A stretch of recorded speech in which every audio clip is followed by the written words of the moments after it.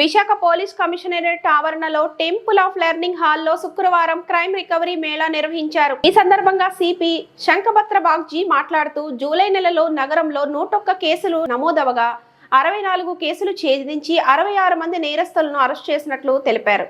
గాజువాక శీలానగర్లోని జరిగిన దొంగతనంలో 72 తులాల బంగారు ఆభరణాలు 9,04,200 నగదు స్వాధీనం చేసుకున్నామన్నారు. జూలై నెలకు గాను 83,08,150 రూపాయల విలువైన సొత్తును రికవరీ చేయగలిగామని సిపి తెలిపారు. నగరంలో చోరీకి గురైన ఫోన్లను పట్టుకోవడమే కాకుండా ఇతర రాష్ట్రాలకు తరలించిన ఫోన్లను సైతం సిటీ సెంట్రల్ పోలీస్ స్టేషన్ పోలీసులు స్వాధీనం చేసుకున్నారని, జూలై నెలకు గాను 37,50,000 విలువ చేసే 250 సెల్ ఫోన్లను రికవరీ చేయగలిగామని సిపి వివరించారు. అందరికీ నమస్కారాలు. పోయిన నెల July 2025 101 case property offence report అయింది. మరి అందులో 64 కేసెస్ డిటెక్ట్ అయినాయి. 66 అఫెండర్స్ని అరెస్ట్ చేయడం జరిగింది. టోటల్ 1,20,28,120 రూపాయలు విలువైన ప్రాపర్టీ రికవర్ చేయడం జరిగింది. అందులో బంగారము కేజీ 263.80 గ్రామ్, వెండి 1,923 గ్రామ్స్ 0.71 గ్రామ్స్, అంటే 1 కేజీ 920 గ్రామ్స్. క్యాష్ 14,32,350 రూపాయలు. Motor cycles 15, cars 2, auto 1, mobile phones 259, laptop 1, weighing machine of loader 1, copper wire 29 కేజీలు, స్టెయిన్లెస్ స్టీల్ కౌంటర్స్ 2. మనం చూస్తే ప్రతి నెల మనం లాస్ట్ మంత్ కంటే ఎక్కువ చేస్తున్నాం. సో నవంబర్ 2024లో 89 లక్షలు, డిసెంబర్లో 90 లక్షలు, జనవరిలో 92 లక్షలు, ఫిబ్రవరిలో 93 లక్షలు, మార్చిలో 95 లక్షలు, ఏప్రిల్లో 1 కోటి రూపాయలు, మేలో 1 కోటి రూపాయలు మరియు 4 లక్షలు, జూన్లో 1 కోటి రూపాయలు మరియు 6 లక్షలు, అండ్ జూలైలో 1 కోటి రూపాయలు 20 లక్షలు కంటే ఎక్కువ విలువైన వస్తువులు మేము రికవర్ చేస్తాము.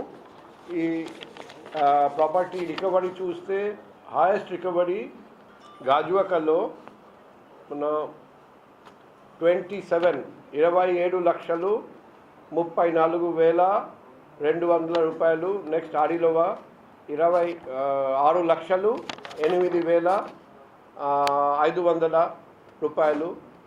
సో ఈ 2 పోలీస్ స్టేషన్ చాలా ఎక్కువ అమౌంట్ రికవర్ చేశారని కన్సర్న్ క్రైమ్ ఇన్స్పెక్టర్, ఎస్ఐలు అండ్ క్రైమ్ సిబ్బంది up to ASI, head constable, home guards అందరికీ అభినందనలు తెలియజేస్తున్నాను. ఇప్పుడు మేడం, మన క్రైమ్ డీసీపీ మేడం, కొత్తగా మేడం ఇప్పుడు ఐపీఎస్ కూడా వచ్చింది మేడంకి. సో మేడం ఆధ్వర్యంలో క్రైమ్ వింగ్ ప్రతి నెల బాగా కష్టపడి పనిచేస్తున్నారండి. మొన్ననే శీలానగర్ కేసు కూడా, అంతకుముందు స్టీల్ ప్లాంట్ కేసు కూడా మేడం ఆధ్వర్యంలో ప్రెస్ మీట్ పెట్టడం జరిగింది. సో ఒకవైపు క్రైమ్ ఛేదించడం, మరోవైపు నేను పబ్లిక్కి మీడియా ద్వారా రిక్వెస్ట్ చేస్తున్నాను, సీసీటీవీ చాలా అవసరం. మీ ఇంటి చుట్టూ సీసీటీవీ ఉందా లేదా, పనిచేస్తుందా లేదా రెగ్యులర్గా చెక్ చేయాలి.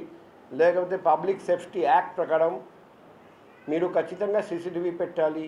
లైట్స్ పనిచేస్తుందా లేదా చెక్ చేయాలి. పనిచేయకపోతే జీవీఎంసీకి తెలియజేసి లైట్ పనిచేసేటట్టు చూడాలి.